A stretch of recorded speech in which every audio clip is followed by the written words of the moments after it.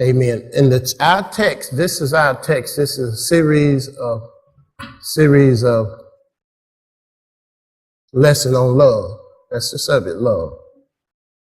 We told you last week what love, God is love. And we're talking about what kind of love? The God kind of love, right? So listen up. The God kind of love. And the God kind of love is agape. We have 4 different words for love in the Greek that I found out. There may be more, but that's the 4 I found out about. And the agape, aristoke, and phileo. And the one we want to focus on this morning is the agape, because that's the God kind of love. The aristoke and phileo, one is for friends, one is for sex, and one is for, niceness and stuff like that. But we want to talk about the God kind of love. And so the man came to Jesus. This person asked the question, Master, the 36th verse. He said, Master, which is the greatest commandment in the law? Jesus said unto him, Thou shalt love who? Thou shalt love the Lord thy God with what? All thy heart, with all thy soul, and all thy mind. In other words, you shall love the Lord thy God with all your being, everything in you. Everything in you should love God. You should love him above any and everything. There's a reason for that. All right? And so he said, the second, this is the first and great commandment, right?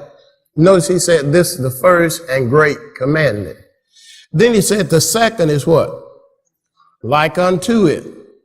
Thou shalt do what? Love thy neighbor as thyself. If you love God with all your heart, if you love your neighbor as yourself, will you do your neighbor wrong?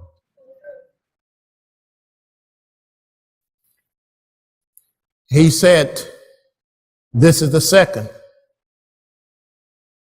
And then he said in the 40th verse, on these 2 commandments hangs all the law and the prophet. Everything that the Old Testament said, everything that's been revealed in the New Testament, they hang on this one commandment, love. Why? Because God is love. Then he began to give us information, revelation, insight, instruction throughout his word how to operate in this love. And this is what this is all about, to show you how to live the life that you've been born into. Thank you very much. How to live this life of victory. See, you've been born into a kingdom. Listen to me. You have been born into a kingdom that will swallow up all the rest of the kingdoms. You've been born into a kingdom that will never end, that will never fail. You've been born into a kingdom that will last for eternity, forever and ever and ever and ever. And in this kingdom, there will continue to be increase and advancing, because God is not a God that stands still. Hello. And in this kingdom you've been born into has been provided for you all the knowledge, wisdom, and strength, and information, revelation of God that you need to succeed in this life and in the life to come. Your mind, that's why he said in Romans 12:2, and be not conformed to this world, but be you transformed by the renewing of your mind. you can ignore that and not do anything about it, your mind will keep you prison, keep your spirit in prison all your life. And you get to heaven, you say, my God, look what I could have done. So many things we put off when we get to heaven, we got now. What I mean by we have access to them, but they have to be accessed. I could put $1 million in the bank and put your name on it. If you never access it, what good is it?